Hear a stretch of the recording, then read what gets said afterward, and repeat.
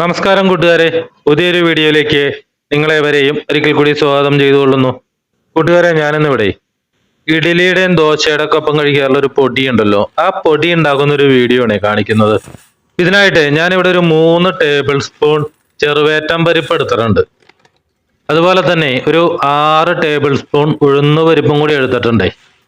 അപ്പൊ നമുക്കിത് ഉണ്ടാക്കാനായിട്ടേ ചെറുവേറ്റം പരിപ്പോ അതല്ലെങ്കിൽ കടലപ്പരിപ്പ് എടുക്കാം, പിന്നെ പീസ് പരിപ്പ് എടുക്കാം, അതുപോലെ തന്നെ തുവരപ്പരിപ്പ് എടുക്കാം. എന്ത് പരിപ്പ് വേണമെങ്കിലും ഇതിന് യൂസ് ചെയ്യാം.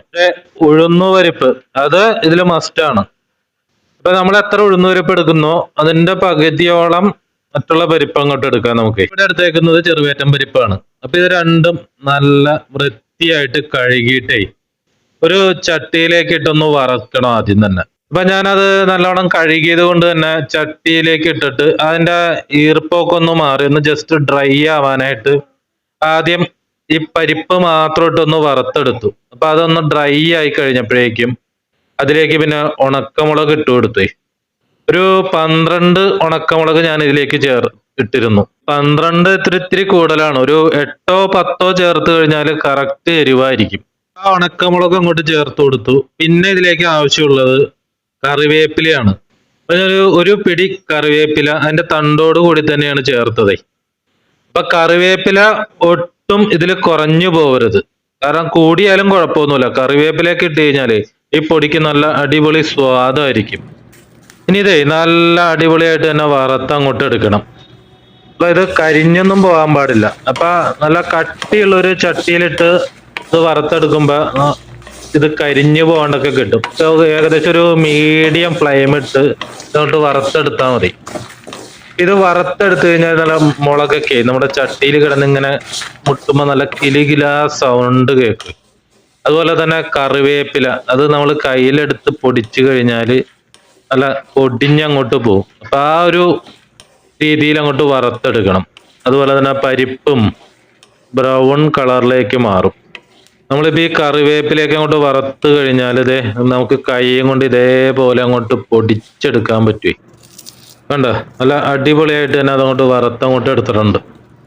ഇനിയിപ്പോ ഇതിലേക്ക് ഒരു 1.5 ടീസ്പൂൺ മഞ്ഞൾപ്പൊടി ചേർത്ത് കൊടുക്കണം. അതുപോലെ തന്നെ ആവശ്യത്തിനുള്ള ഉപ്പ് ഇടണം. അപ്പൊ ഞാൻ ഒരു 3/4 ടീസ്പൂൺ ഉപ്പും 1.5 ടീസ്പൂൺ മഞ്ഞൾപ്പൊടി അങ്ങോട്ട് ചേർത്തു. എന്നിട്ട് നല്ലോണം അങ്ങോട്ടൊന്ന് മിക്സ് ചെയ്തു. അപ്പൊ തീയൊക്കെ ഓഫ് ചെയ്യണം കേട്ടോ, നമ്മൾ ഈ പൊടിയൊക്കെ ചേർത്ത് കൊടുക്കുമ്പോഴേക്കും. ഇനി ഇതൊന്നോ ചൂടാറണവരൊന്ന് കാത്തു നിൽക്കണം. എന്നിട്ട് ഇത് ചൂടാറിക്കഴിഞ്ഞാലേ നമുക്കൊരു മിക്സിയുടെ ജാറിലേക്ക് ഇട്ടൊന്ന് നല്ല വണ്ണം ഇതൊന്ന് പൊടിച്ചങ്ങോട്ട് എടുക്കണേ. ഇത് പൊടിക്കാനായിട്ട് അങ്ങോട്ട് ഇടുമ്പോഴേക്കും മിക്സിയുടെ ജാറിൽ ഒട്ടും വെള്ളത്തിന്റെ അംശമൊന്നും പാടില്ല, നല്ല ഡ്രൈ ആയിരിക്കണം. വെള്ളമൊക്കെ ഉണ്ടെങ്കിൽ നമ്മളിത് പൊടിച്ചു കഴിഞ്ഞാൽ പിന്നെ ഇതിൽ ചെറിയ ഈർപ്പമൊക്കെ ഉണ്ടെങ്കിൽ നമുക്ക് അധികം നാൾ വെക്കാനൊന്നും പറ്റൂലേ. ഒട്ടും എണ്ണയൊന്നും ഇല്ലാണ്ടാണ് വറുത്തെടുക്കുന്നത്.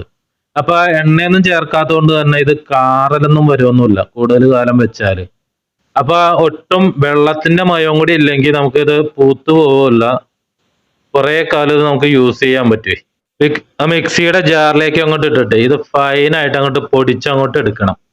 ഇത് പൊടിച്ചിട്ടേ നമ്മളൊരു പാത്രത്തിലേക്ക് ഇട്ടൊന്ന് അതൊന്ന് വിടർത്തി അങ്ങോട്ട് ഇടണേ. കാരണം നമ്മളിത് പൊടിക്കുമ്പോൾ ചെറിയ ചൂടാവാനുള്ള സാധ്യത ഉണ്ട്. ആ ചൂടൊക്കെ അങ്ങോട്ട് മാറിക്കഴിഞ്ഞിട്ട് നമുക്ക് ഏതെങ്കിലും ഒരു പാത്രത്തിൽ നല്ല ടൈറ്റ് ആയിട്ട് അങ്ങോട്ട് അടച്ചു വെച്ചാൽ മതിയാവും. നമ്മളെ ഇഡ്ഡലിയും ദോശയൊക്കെ ഉണ്ടാക്കുന്ന ടൈമില് ചിലപ്പോൾ കറികളൊന്നും ഇല്ലാത്ത ദിവസങ്ങൾ ഉണ്ടാവുമല്ലോ.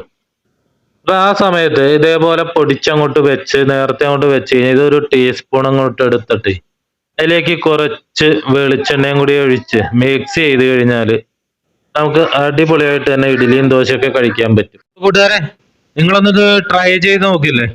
അപ്പൊ ട്രൈ ചെയ്തിട്ട് ഇഷ്ടപ്പെട്ട് കഴിഞ്ഞാലേ ഒന്ന് ലൈക്ക് അടിക്കാനും അതുപോലെ തന്നെ കമന്റ് അടിക്കാനും മറക്കരുത്.